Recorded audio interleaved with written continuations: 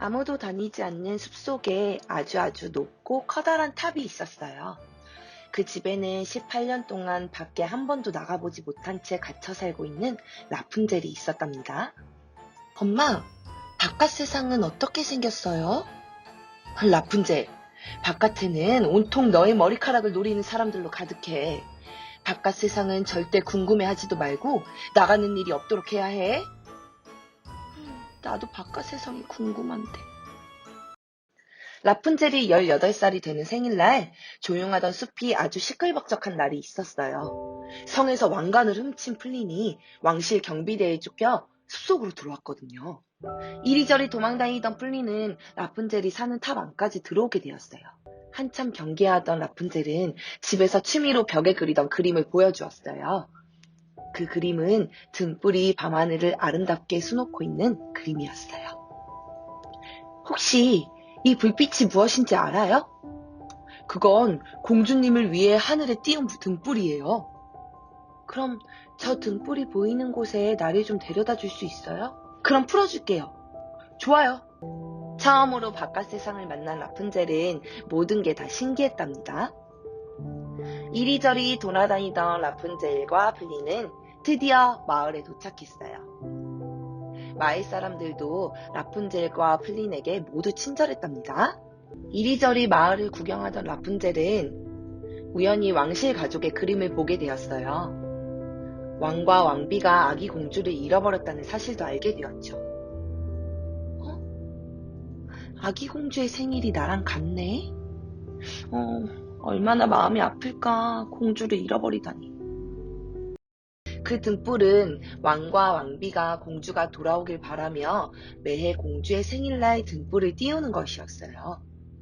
플린도 라푼젤을 위해 작은 등불을 띄웠어요.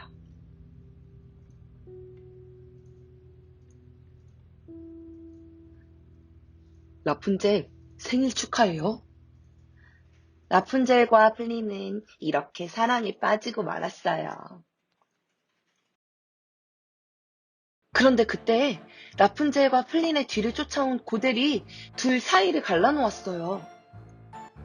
플린은 왕실 경비대에게 잡혀버렸고 라푼젤은 고델을 따라 다시 탑 안에 갇히게 되었어요. 탑으로 돌아온 라푼젤은 슬픔에 빠졌답니다.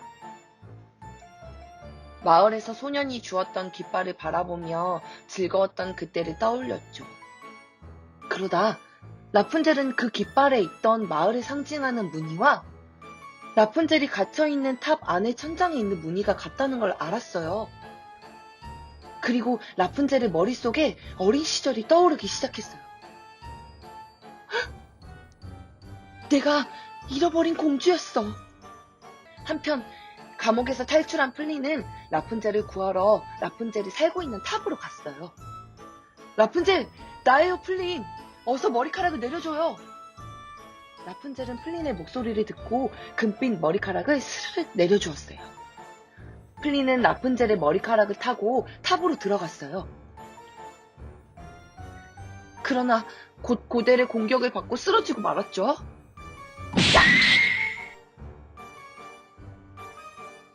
라푼젤이 다친 플린을 치료하려고 하자 플린은 라푼젤의 머리를 싹둑 잘라버렸어요. 아니 친구들, 근데 이게 무슨 일이에요? 라푼젤의 머리카락이 잘리자 고델이 순식간에 늙어버리는 게 아니겠어요? 안 돼! 자신의 모습을 보고 놀란 고델은 라푼젤의 머리카락에 걸려 탑 아래로 떨어지고 말았어요.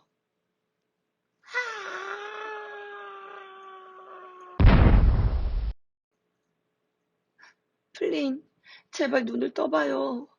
나와 함께 있어줘요, 제발. 플린의 볼에 라푼젤의 눈물이 뚝 떨어졌어요. 그 순간 플린의 상처가 깨끗하게 나았어요. 사실 라푼젤의 눈물에도 마법의 힘이 있었던 거예요. 라푼젤은 플린과 함께 성으로 갔어요. 가서 왕과 왕비님을 만나 그동안의 이야기를 다 하였답니다. 라푼젤은 플린과 함께 춤을 추며 오래도록 행복하게 살았답니다.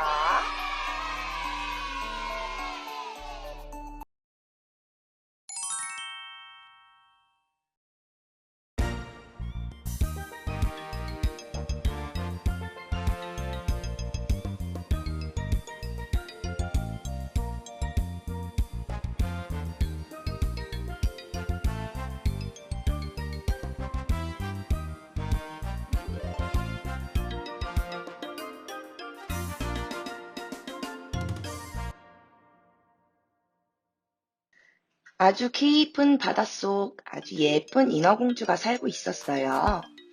호기심이 많은 인어공주는 항상 바깥 세상을 궁금해하곤 했었답니다. 물 밖으로 얼굴을 내밀어 구경하는 게 취미였던 인어공주는 어느 날 바다를 항해하고 있는 아주 큰 배를 발견하게 되었어요. 와, 엄청 큰 배네? 그 배 위에서 사람들은 아주 성대한 파티를 열고 있었죠.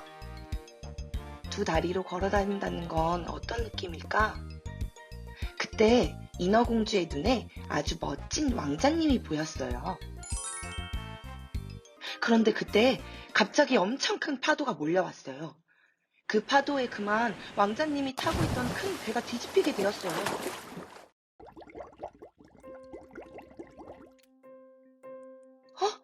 왕자님을 구해야 해! 인어공주는 깊은 바다로 헤엄쳐 들어가 왕자를 물 위로 구해냈어요.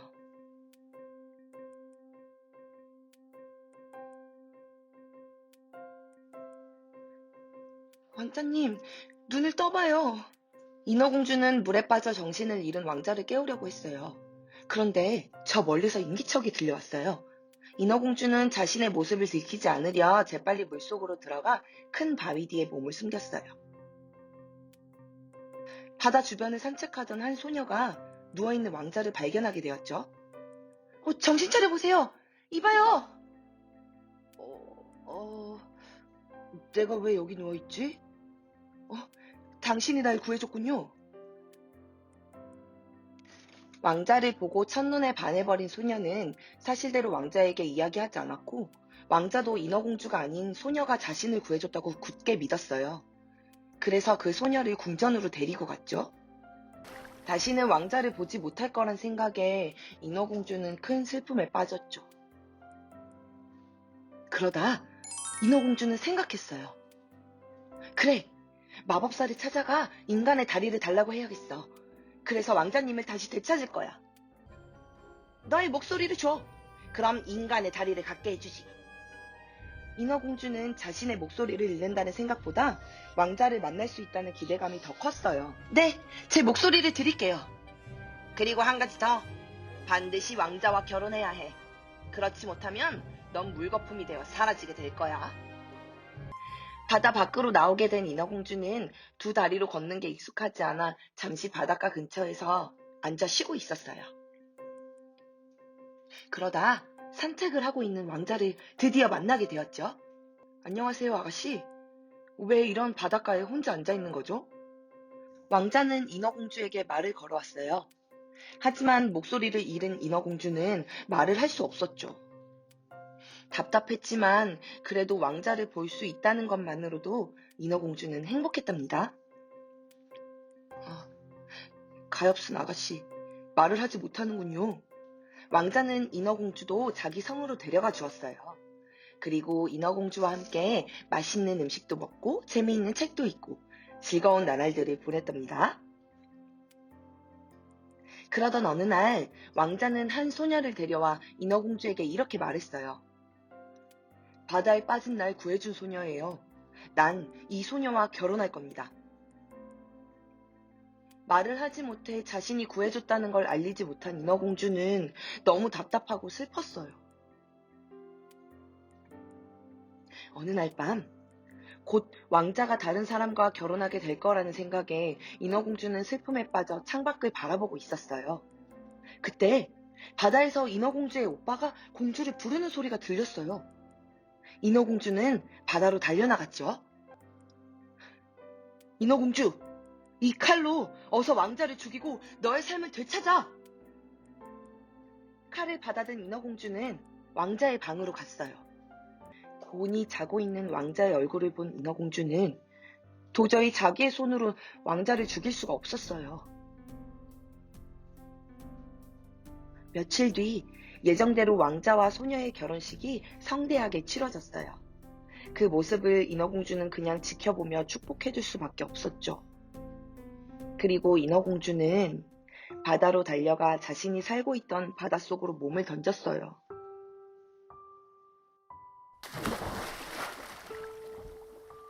그 순간 인어공주는 물거품이 되어 하늘로 두둥실 떠올랐답니다.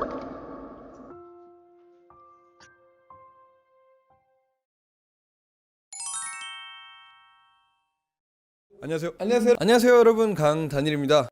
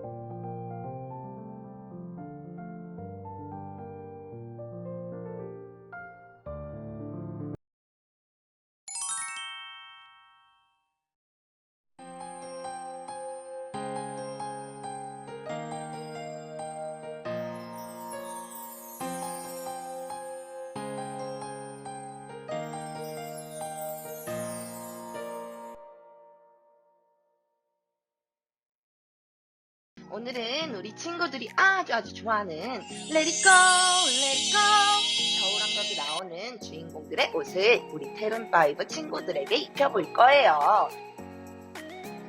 먼저 태랑이부터.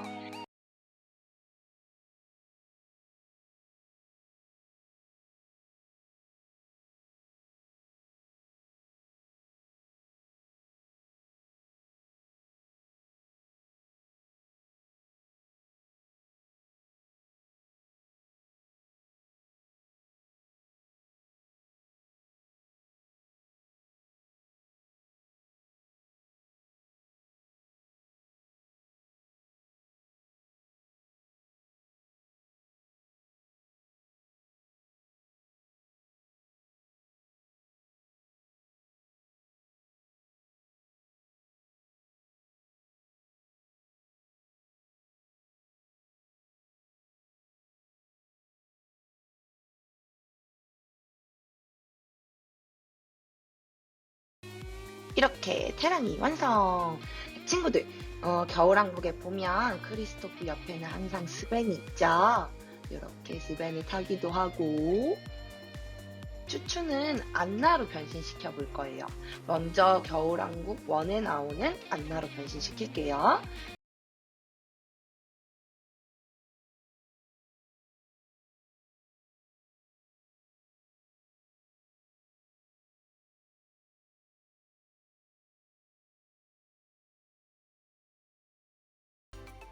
어때요, 친구들? 우리 쭈쭈 너무 사랑스럽지 않나요?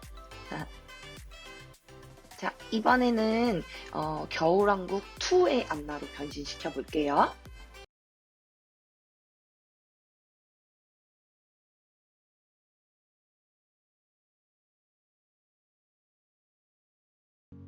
자, 이렇게 2도 완성!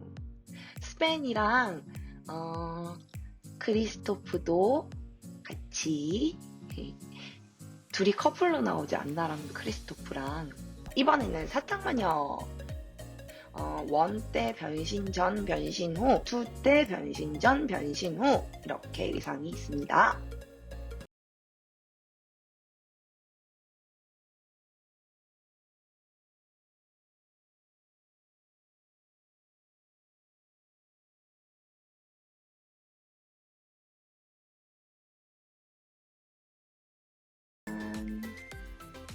여기서 선생님도 마법을 부려서 변신시켜 볼 거예요.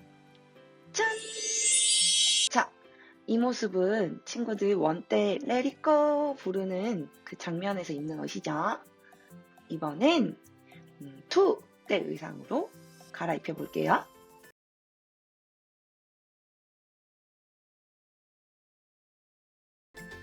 짠! 완성! 자, 여기서 한 번 더 선생님이 마법을 부리면 촥! 이들이 안나 부르는 옷이 됐죠. 자, 물의 정령과 불의 정령이 함께 있어요. 엘사랑은 귀여운 불의 정령.